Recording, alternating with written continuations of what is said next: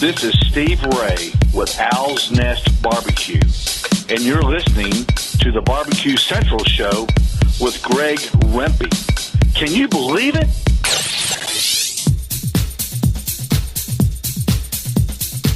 Happy to have you aboard here for the really big barbecue show. Boing. We cook because we have to, and we grill because we want to. Hit me! Fine, how's it going? You have a great show. I'm a big fan. Boing. So what seems to be the problem here? This man looks like he's dead, and he's in the crackle. Charbono! It's all about the charbono, dude! Succulent fish. What? He ate 2 feet for wieners. But listen, Lavernius, shut your face. I'm shaking like a dog shit peach seeds. We have top men working on it right now. Top men. And just like that, we are into the second hour. You are listening and watching the Barbecue Central show. You just heard Sterling Ball recap the Smithfield National Barbecue Championship that took place in New Orleans, Louisiana this past weekend. Boing. Willingly answered all the questions about the, it's not a judging issue, but the turn-in box misnumbering situation. Boing. And in the end, what I found fascinating was that all of the sanctioning bodies were represented on that last tape. Somebody from St. Louis, somebody from BCA, somebody from KCBS, somebody from IBCA, somebody from CBC. All of the sanctioning bodies well represented. That's great. Now you get to see who's who. Plus, it was a meat-sponsored contest. Much like a guinea pig is. I think King of the Smoker is similar, where all meat provided. Fun stuff. That would have been fun to be there. And by the way, I highly question what the weather was bad like in New Orleans. It was like 20 degrees in Cleveland on Saturday. Okay. And snowing, I might add.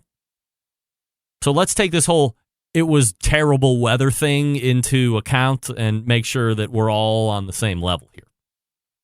You want bad weather, then you have a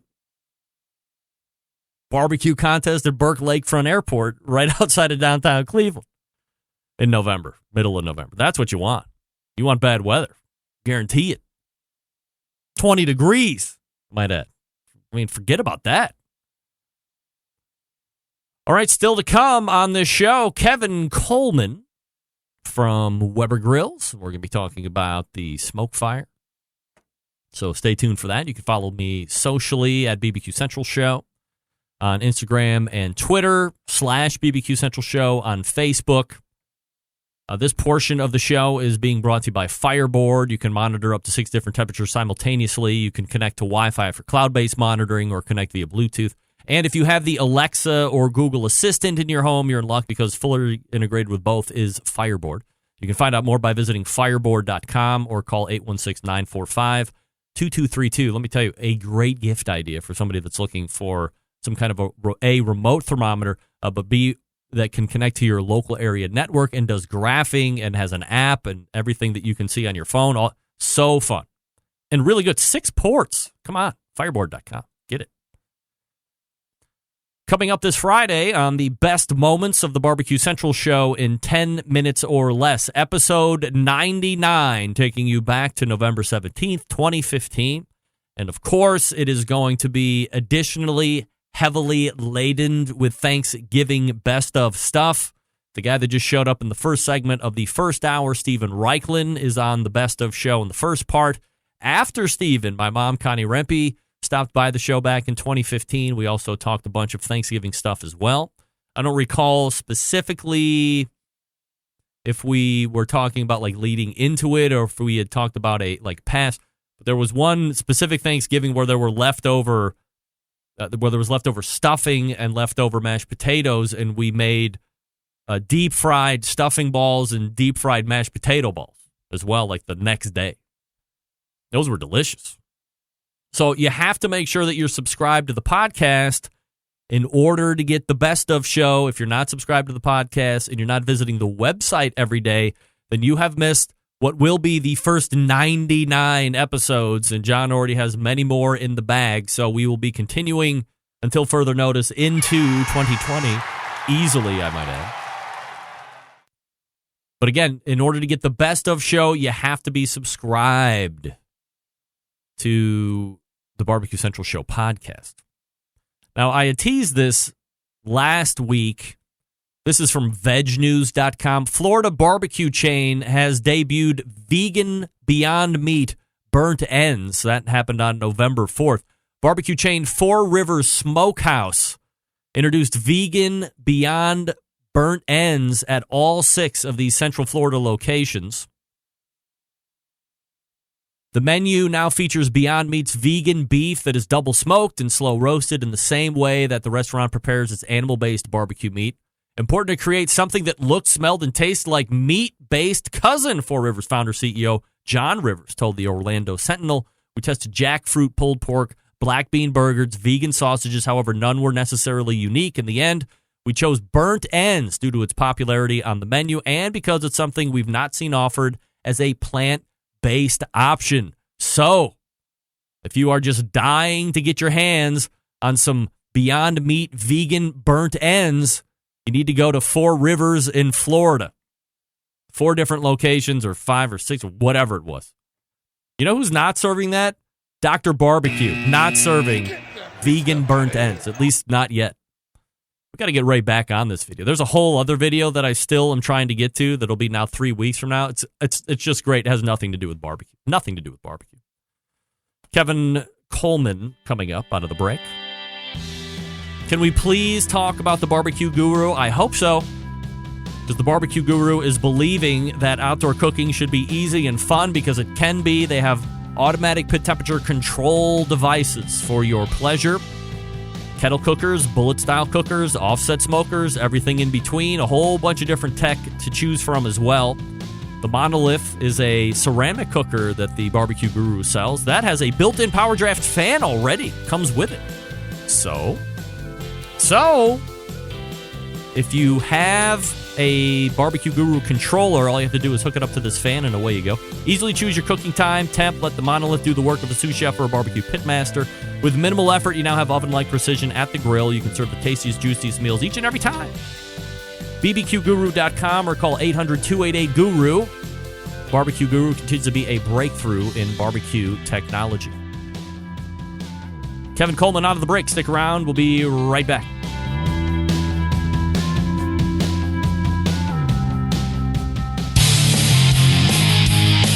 The only show giving you a monthly visit from a doctor of barbecue. A man actually named Meathead. The author of a barbecue Bible. Bloggers, reviewers, competitors, and manufacturers by the dozens. It's the Barbecue Central Show. Once again, here's your host, Greg Rempe. And this portion brought to you by Smithfield. Of course, the National Barbecue Championship is wrapped up. Fred Robles is your overall national champion. SmokingWithSmithfield.com is the website. They're also doing the grant program. I believe that's still open for entry, so go to SmokingWithSmithfield.com for more information or to enter, to fill out the application. Hey, one of my favorite grill brands ever, be it liquid propane, charcoal, or otherwise, is Weber. The Barbecue Central Show has always been a big Weber grill house, and I'm always happy to have the Director of Brand Education, Weber's Grill Master, Kevin Coleman, to join the show. And we are going to be talking about the new Weber pellet cooker, Smoke Fire. So we will race to the hotline and welcome back Kevin Coleman to the show. Hey, Kevin. Greg, how we doing? Hit your camera, man. We got to see that pretty face. Let me see this camera. Let's see. We go. Oh, man. Every time I see you, it's like more. You're like barbecue sexy, right? I'm telling you, the status of the show just increased by getting my face put on here in this video right now. No doubt. People are jumping on like crazy. So holds up the off either way. Yeah, whatever. We're talking with Kevin Coleman, Weber.com, the website, of course. And big news here. So as I was mentioning in the first hour, Kevin, that if you were taking a break from social media yesterday and today, you probably missed it. It was the worst 48 hours to take off of social media in your life. And that, of course, is because Weber has decided to make the foray into the pellet market. And so we see the official launch of what is called Smoke Fire, the new pellet cooker that is being offered by Weber.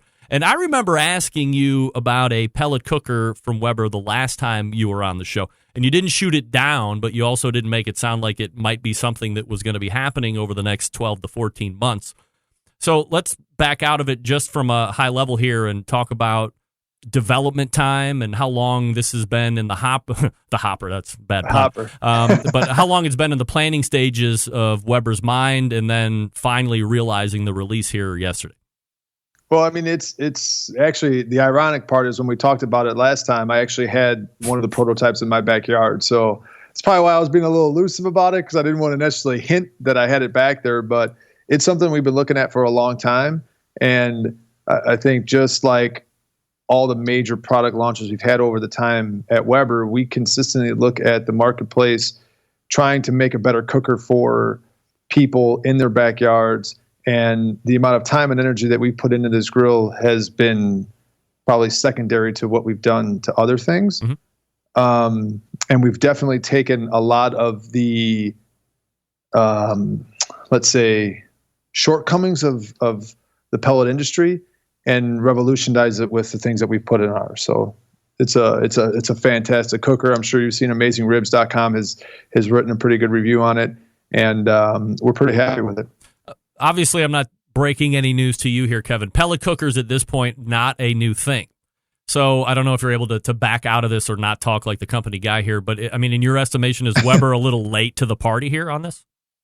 I wouldn't say we're late to the party. I think it's one of those things that over time we've looked at the industry, and it's not just pellet cookers. It was the Summit Charcoal with the whole Kamado style and ceramic cookers, and it's something that we're always looking at, not just with pellets, but technologies and all the things that go on. And we looked at it as trying to figure out how do we create the best possible cooking experience for our consumers in the backyard. And that just doesn't go with taking 1985 with our Genesis, making flavorizer bars and making a true gas grill that didn't work off of flavorizer bars, to working Summit Charcoal into now this. So it's a process for us to come out with a product that's going to be perfect for our consumers, and that's something that we continue to do with this one. Was there any angst or was there any, I don't even know what the hell I want to say, but I mean, when it starts to matriculate up the ladder as you get further and further into the corporate of Weber, where people like, screw the pellet cookers. There's other ones out there. We're kettle guys. We're gas grill guys. We make some cool fireplaces. We have a great smoker already in the Weber Smoky Mountain. We just don't see pellet as the space we really want to bother with. No, I think it's not just the pellet industry. I think it's the electric industry. It's the charcoal industry. It's the gas industry. It's future technologies that we're constantly looking at. And so for me, when people ask, like, what do you think about pellet? 2 years ago when we were at Camp Brisket down in College Station, we cook on WSMs. There's Bewley pits. There's Jambos. We've got $2.99 pits all the way up to, let's say, $30,000 Bewleys. Mm-hmm. And Pits and Spits that year on the blind on Saturday morning, which no one knows what anything was cooked on, they actually won the blind, which it's not necessarily a competition, but 80 of the people down in College Station preferred the flavor of the brisket that came off of a pellet grill versus any other thing that was there. And so for me, it was one of those, it's like, wow, you got some of the best brisket cooks in the world, some of the best pits in the world, and that's what people chose not knowing. And that was an aha moment for me. And from Weber's perspective, it was, we're seeing this category. Is it an opportunity that we can design something that's going to be unique, that's going to give people the performance, the smoke, the lack of jamming, making cleaning easier, all the things that are some of the shortcomings of the pellet industry, and how do we make that Weberized so people have the best experience in their backyard? And that's something that we just knocked out of the park with this one. All right. So from start or concept to where we're at, how long does it take to get to market? I mean, technically it's not on the market yet, but I mean, where are we at right now? Well, I mean, it's not on the market. You can pre-order it now on Amazon.com, Weber.com. It's coming out early January 2020. This has probably been a 2.5 year process from the conception. What are we talking about to finally getting prototypes to testing those, refining those. And that's what I think people need to understand is, for me, I have 800 hours logged on this grill. Wow. And that's a heck of a lot of cooking, but that's what we do to try to create the best possible product for consumers. So it's not like, hey, let's just come out with a pellet grill and let's go. It's how do we address the shortcomings of how do we make this easier for people to clean? How do we get this to 600 degrees and actually brown and sear something like you've not seen on a pellet grill? And for 9 months prior to me getting the first prototype, I had almost every pellet grill on the marketplace in my backyard, cooking on every single one. And we rotated those around a certain amount of people inside of Weber, so we would have a better idea of how people are doing things and how do we create a better product, right? And that's the most important thing, is it wasn't one brand.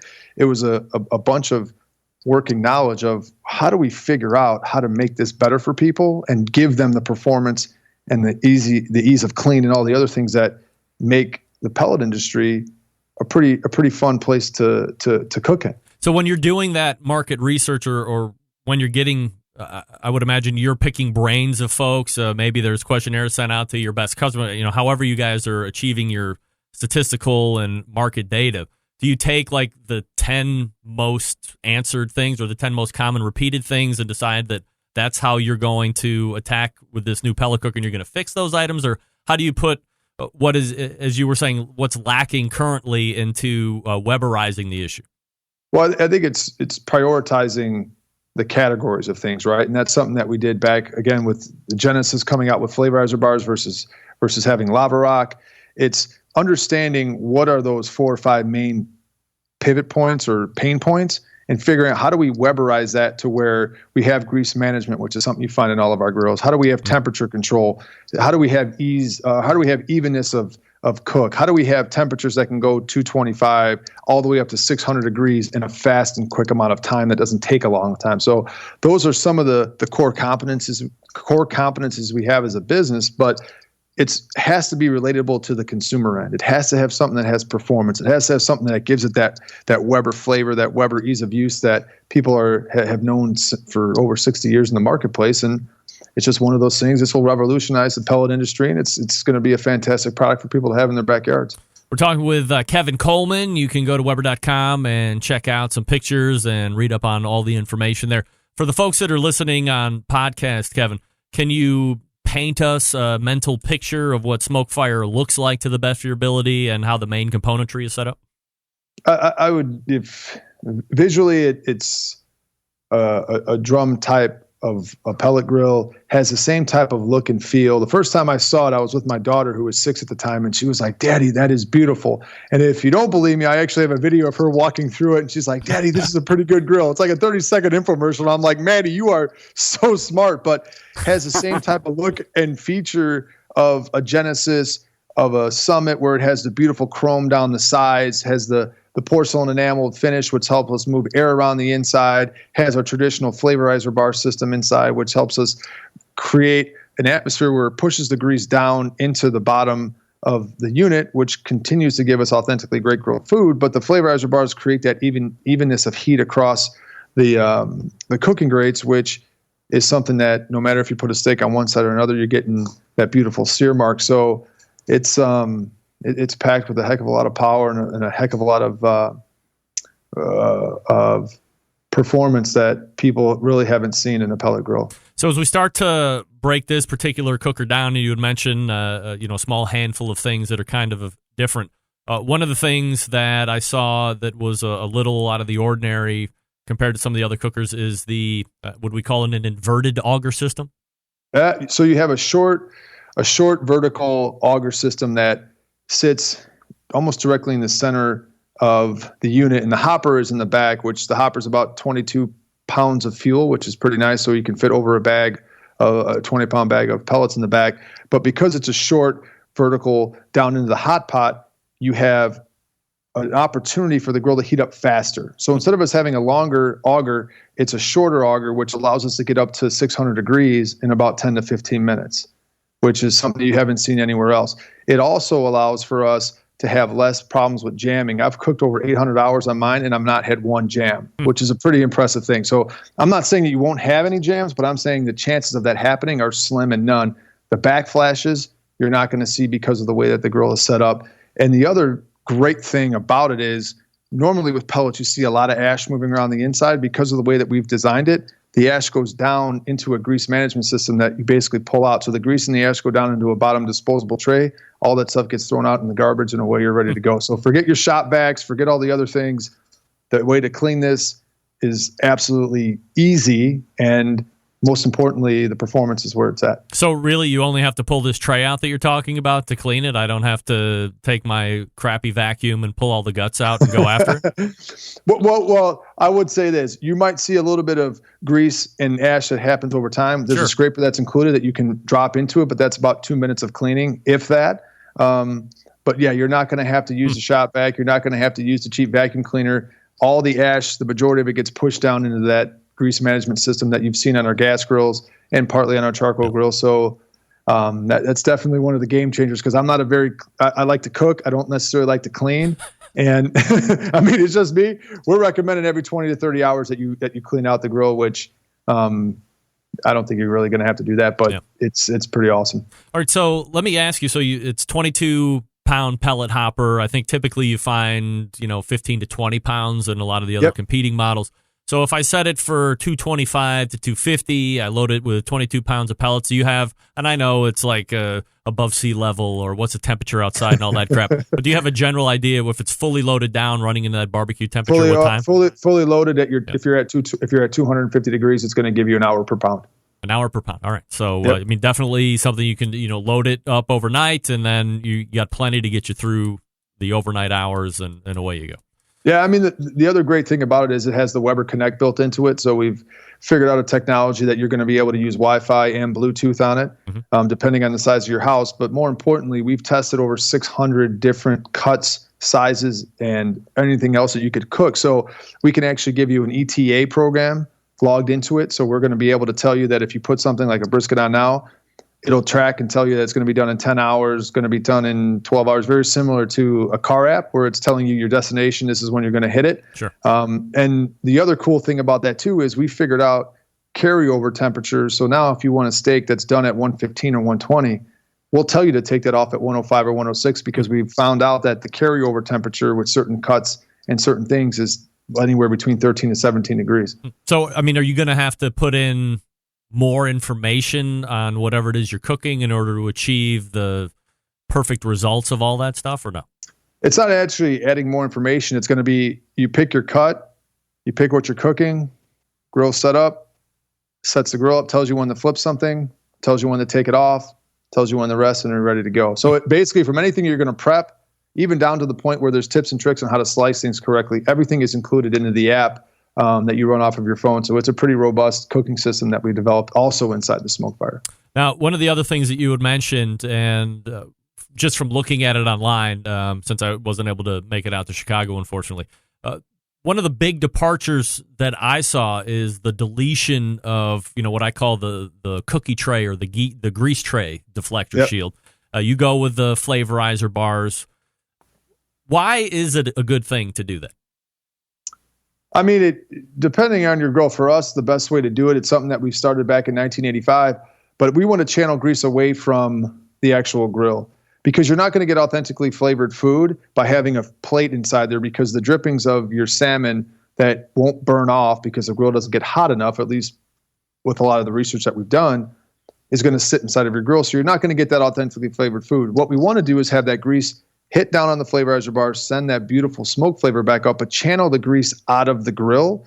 So every time you cook, you're getting authentically grilled flavor. Most importantly, the flavorizer bars help create even heat across the grate. And that's, for us, another one of those great points where the grease isn't going outside the grill. It isn't getting filled up with rain and draining on your concrete. It's sitting down low in a disposable tray, which is easy to throw out. But most importantly, you're getting the authentic flavored grilled food. All right.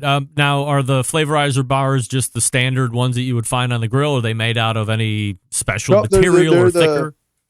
No, they're the straight stainless steel that you would find in some of our Genesis grills. The larger flavorizer bar is made out of porcelain enameled. And the reason why we found that is grease has a better path and a faster path down in the grease tray than if we went with stainless. So the middle one, the larger one's going to be porcelain enameled, and then everyone else is going to be stainless. All right. This cooker, as you had mentioned, claiming to reach 600 degrees. Why is that number specifically important, and was there any attempt at getting a higher number? I don't think it was. Well, first of all, just because you give people more heat doesn't necessarily translate to better grilled product for them. You can give them heat as high as the heavens, but the margin of error gets extremely slow. What we have found was 550 degrees is perfect for us to sear. We went up to 600 degrees because we found no matter what cut you're going to be grilling, it will sear, it will caramelize on there. So for us, the 600 degrees was a great threshold. More importantly, we probably could have got away with less heat because of the way the flavorizer bar system and because of all the drippings going down help increase the heat. But 600 degrees is our threshold, and it's something that when it comes to browning the whole surface of a steak, you won't find anything else out there that will do that. All right, so let me ask you, when you see some of the videos that are out in circulation right now, one of the more eyeball-catching moments for me is when you were throwing on those strip steaks the other night. You're flipping it. There's fire and there's great grill marks. It looks and feels at the moment like a grill. And I have long been a proponent of having multiple cookers in the backyard if you're able to. And for the manufacturer to, instead of making an all-in-one, make a few things that are dedicated to doing those things really well. For instance, Weber makes a really good charcoal grill and a really good gas grill. They also make that really good Weber Smoky Mountain. And then this pellet cooker seems to be living in between those sectors. And I'm not just picking on Weber here because many other pellet cookers make the claim to be able to do grilling at high temps and all that stuff. Although few make claims to get past the 500, you guys are going to 600. And then do the low and slow really well on top of that. Are you not adding direct competition to your own lineup here to a certain degree?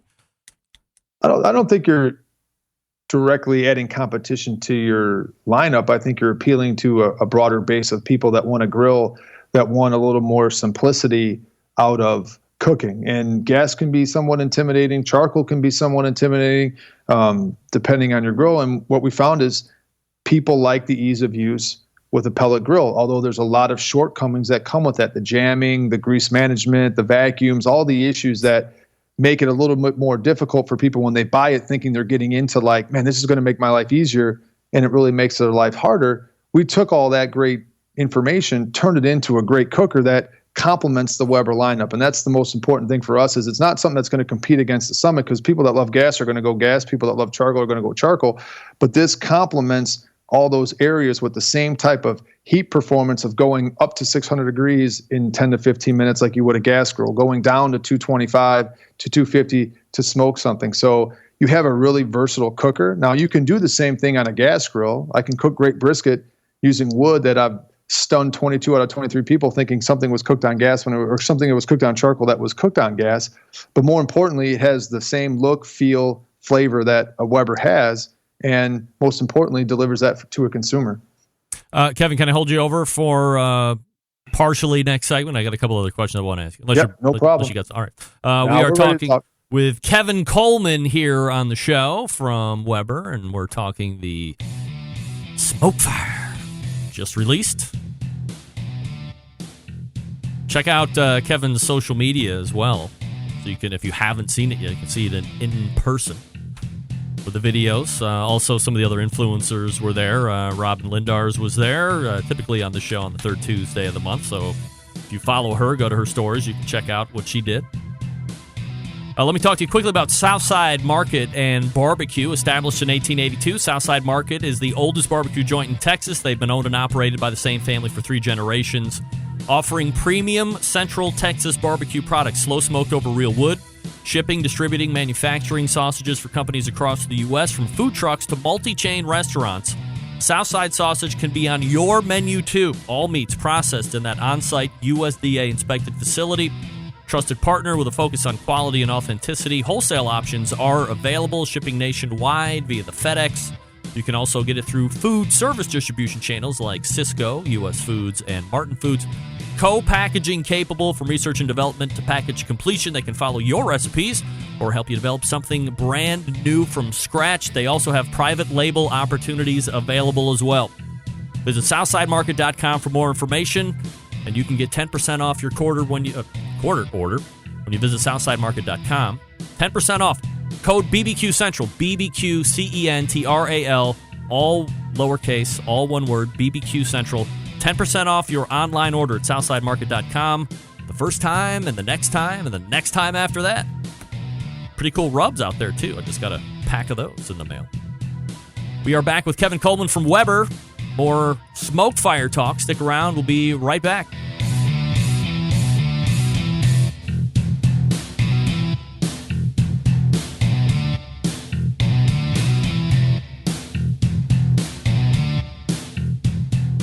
Continuing to produce incredibly mediocre content in an exceptionally professional way. You're listening and watching the BBQ Central Show.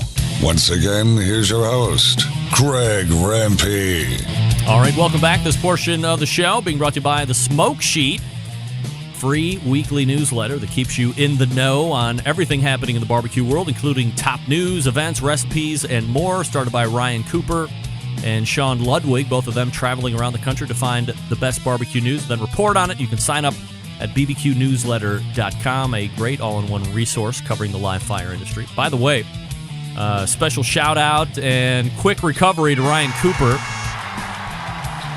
I'm not going to get into the whole thing there.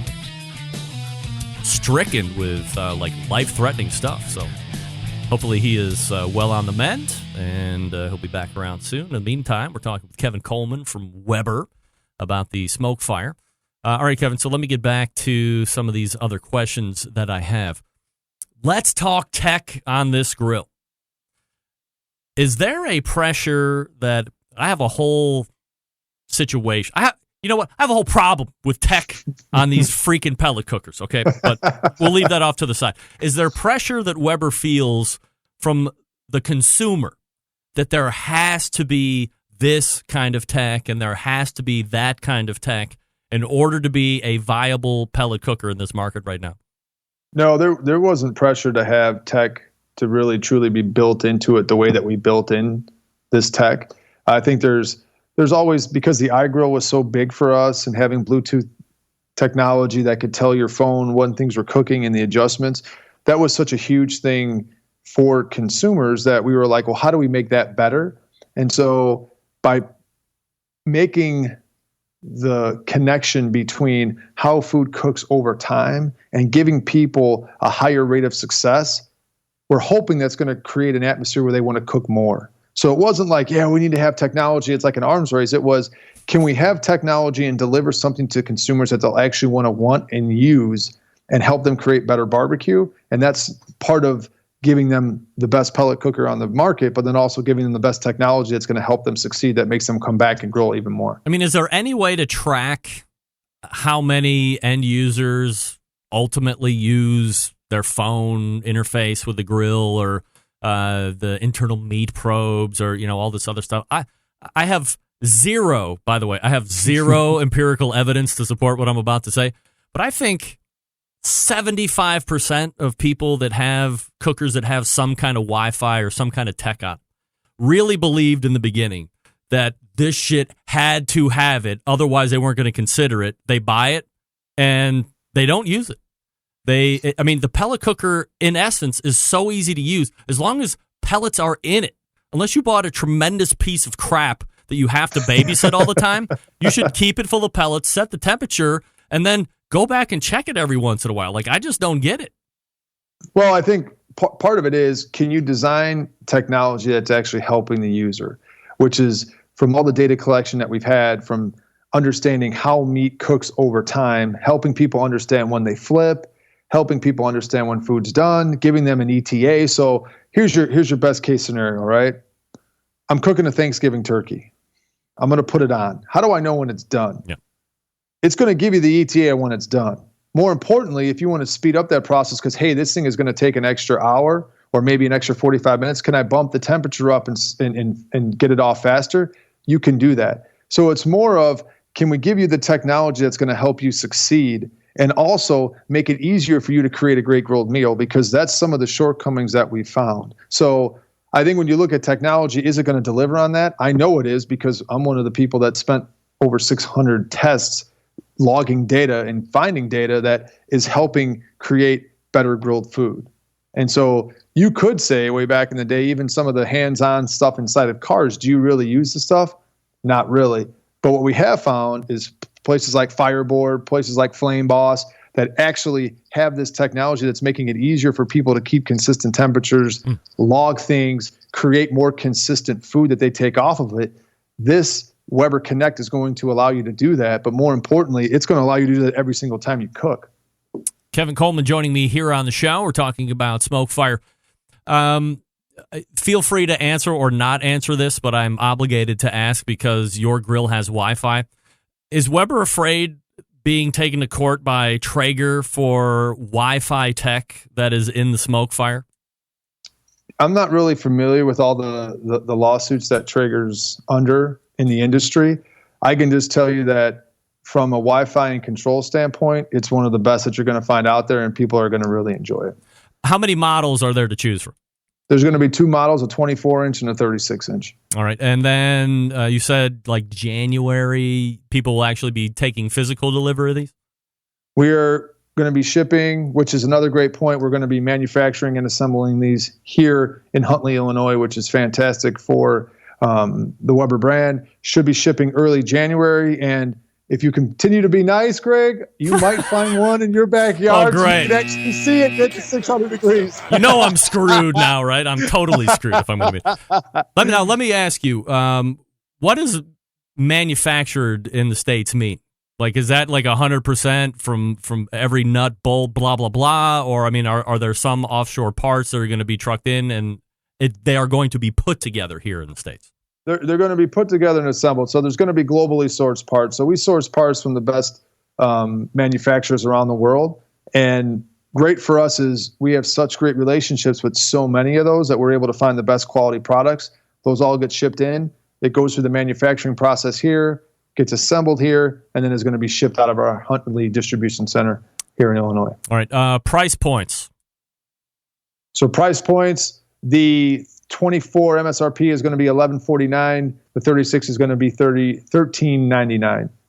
Right. So, I mean, you're pretty up to speed on what other models are out there and what the other price points are. I mean, how do you feel Weber is fitting in here? I think at the price point for both of them, you're going to find the best pellet experience that's in the marketplace right now, from a feature benefit standpoint to a user standpoint to a functionality and performance standpoint, from a maintenance standpoint, and then you add the Weber Connect onto there. I mean, I feel sorry for the people that bought a pellet this year, because you're probably going to want to trade those things in and then come back and get yourself a Weber. Yeah, spoken like a guy that's working for Weber, Weber.com, by the way, Kevin Coleman. Big fan of Weber, no doubt. In regards to pellets, because these are the things that fuel these cookers, is Weber making their own pellet? Are you contracting with a manufacturer to make a Weber branded pellet? What are you doing? So we are making a Weber branded pellet. What you will find is industry standards about, let's say 20% wood. We're given 2 times the amount of wood smoke flavor inside of our pellets. We're going to have 5 different types, from apple, cherry, mesquite, hickory, and a Grill Master blend that's going to be maple, cherry, and hickory. So 20-pound bags, those are going to be $19.99 MSRP. And they are, in testing a bunch of different pellets, they are the most consistent and some of the most flavorful ones that I've been able to come across. So they're going to be a nice addition to our grill. So Weber is making them, or you're having them made? You're like, it's a private label with somebody else. Private label with somebody else. Now let me ask you about the flavors that you call, and I never thought I would have to ask this question until 2 weeks ago. So I get that there's a blend, a championship blend, or whatever you just called, but what if you have an apple or a cherry or a hickory? Is it a base wood of X percent and then a percent of whatever the flavor is, or are you using some other type of proprietary flavoring additive solution to get the flavor achieved in what's listed on the bag? Well, what you're going to find on the bag is you're going to find 60% of that flavor is going to come from oak and 40% is going to come from flavor, which is again, 2 times the industry standard. Mm-hmm. We, from an integrity standpoint, we're not going to fill it with things that are not wood flavor. So you are going to find 40% of that wood being apple as a flavor. You're not going to find additives put in. You're not going to find anything else except for natural wood flavor added into those pellets. All right. Any requirement to use the Weber pellet specifically, or you just hope that people would kind of keep it all in the shop? Well, Greg, I mean, since I'm a Weber guy, we're gonna talk about a Weber cooker having Weber pellets in it. That's no. I mean, obviously, we're going to recommend using Weber pellets in our grill because we've tested those and we know you're going to get the best results. But people can use what we want. It's not going to void your warranty. It's not going to cause you any of those other major issues that you might find with using other grills. Use what you want, but if you want the best results, obviously, make sure you're using Weber pellets. All right, so obviously I have some Weber fans here that are watching right now because I have 15 emails sitting in my inbox saying, hey, the pellet cooker talk is great. Where the hell am I getting one of those Weber sweatshirts? That thing's badass. You got to work at Weber? Badass. No doubt. You got to work at Weber. You got to do it. Me. This one came all the way from Germany at our no Berlin way. course. Wow. Yeah. Yeah, that's awesome. No doubt. I enjoy it. It's almost like a walking billboard, but I felt like I had to wear it on your show because being a Weber guy, I gotta have it on. Yeah, I wear my own shirt on my own show, by the way. So I mean, I'm the biggest heel of them all, no doubt. Kevin, I got a couple more minutes with you here. Where are you falling out on the Popeyes chicken sando fiasco of 2019? Both versions. You know, the thing about it is there was so much hype on all the sides of it. And at the end of the day, it's almost like you build up to the hype and you eat it and you're like, it was good. And then you have, it was good. And you're kind of like, I wish I wasn't paying attention because they were both okay. It wasn't like ground. So you weren't blown away by it? I definitely wasn't blown away by it. And did you have to wait in a line in order to get it? I'm not going to tell you I waited for a long time because there could be some people from Weber listening like, you waited that long in line? What were you doing during that time? So it was on a Saturday, I swear. I swear it was a Sunday morning. Right. No, because they're not open on Sundays. No, I waited a little bit of time, and they were good. It's one of those things that, like, when your expectation is raised so high and it kind of doesn't deliver on that, you're like, it's okay. And you go from there. It's similar to like some of the alternative beef out there, just like Impossible. When you have one of their burgers versus meat, it's hard to like going into it. You're like, this is going to be unbelievable. And it's really, really good, but still not meat. Right. So when you're talking about chicken sandwiches, they're going to be really, really good. And they're kind of like, they're good, but you guys raise the stakes so high. It's almost like a letdown. What's your travel look like over the next handful of weeks? Travel is actually pretty good. So this weekend we're headed to Austin. Robert Lerma's having a cookout at his backyard, so we're going to be going down there and hanging around with a bunch of guys. Bees Cracklin's going to be down there. Charlie McKenna from Lily Q is going to be down there cooking, so we're going to hang out there. Nice. Might be going down to Chile early December for a little bit of fun in Chile, promoting barbecue, and then we might have something special coming up towards the end of December.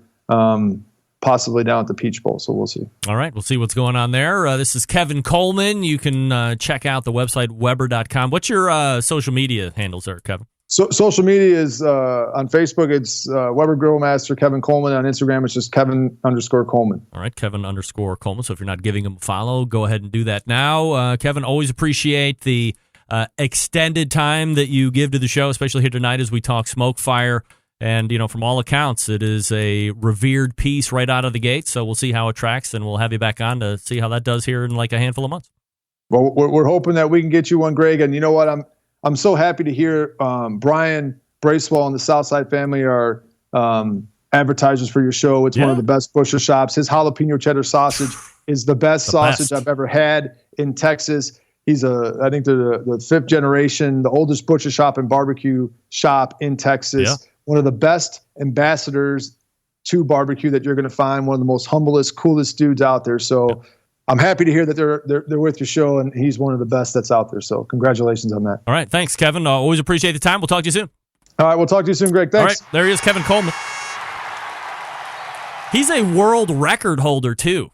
I don't know if you recall last time he was on the show, he had the world record championship belt slung over his shoulder. I'm trying to figure out if I would rather have the world championship the world record championship belt or that sweatshirt. That sweatshirt was badass. Kevin, here we go. Keep the cooker. Send me the sweatshirt. Oh, my. So good. Yeah, not too bad. Going to hang out with Robert Lerma over the weekend. Yeah, nice. He takes really good pictures, by the way.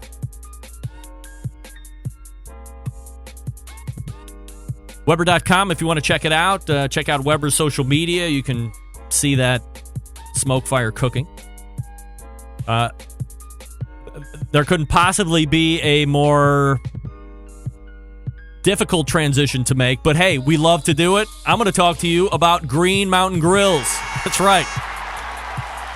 2 of them are on my back porch right now. I have what did I call it? Oh, damn it. There's the Prime line. What did Jason say it was? The competitive line? I call it the classic line, but that's not it. I'm sorry, Jason. I'm having a complete brain fart. I'll call you after the show to get the proper name and write it in. So you have 2 different lines, right? The original, the flagship line like I have, and then you have the Prime line, which was released a little bit earlier in the year. Prime line gives you a little bit more tech, a couple internal meat thermometers instead of just the one. You have the peek-in window on the cooking chamber, peek-in window on the pellet hopper, low pellet alarm, of course. You don't have to pay extra for that. This chassis on the Prime, a little bit more robust here than you would find on the original version. You have the Jim Bowie, which is the biggest one, Daniel Boone, which is middle size. You have the Davy Crockett, which is completely portable. So if you love to do cookouts on the run or you love to tailgate, because we're halfway through the NFL season and really getting close to the end of the college football season now, and you love wood-fired pellet goodness, no matter where you go, Davy Crockett's going to be the one you want to take on. Davy Crockett has that 12-volt power technology, so if you don't have access to a traditional power outlet, you can just plug the 12-volt adapter right into your 12-volt outlet in your car. That thing's powered up, and you're ready to go. Now, the other 2, Prime has 12-volt technology. The other ones are traditional plug-ins. Both of those options, you can rip the guts out, drop the Green Mountain Grill pizza oven insert in it. Oh, boy, now we're having fun. Tomorrow, Slow and Low Barbecue. Today, pizza party. And everybody can make one because the thing gets up to, it can get all the way up to 1,000 degrees if you want. I find my wheelhouse to be more in that 650, 700 range, a little bit more window of error. Because once that thing turns south at 1,000 degrees, there's like zero room for recovery there. But everybody can make their own. Everybody loves it. I want pepperoni. I want just cheese. I want all raw onion. Screw that. I don't want any of that. You can take your raw onion pizza and go sip your eggnog with that. I don't want it. GreenMountainGrills.com is the place to go to check it all out. You can buy from your local dealer. GreenMountainGrills.com is the place you can also find your local dealer. That's GreenMountainGrills.com. We're back to wrap the show right after this. Stick around. Be right back.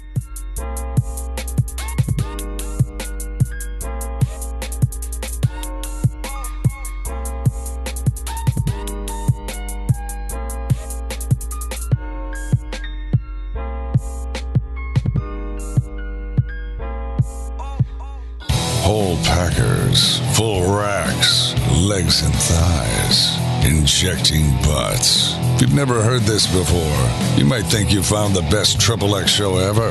Let's get back to the most homoerotic host out there today, Greg Rempe.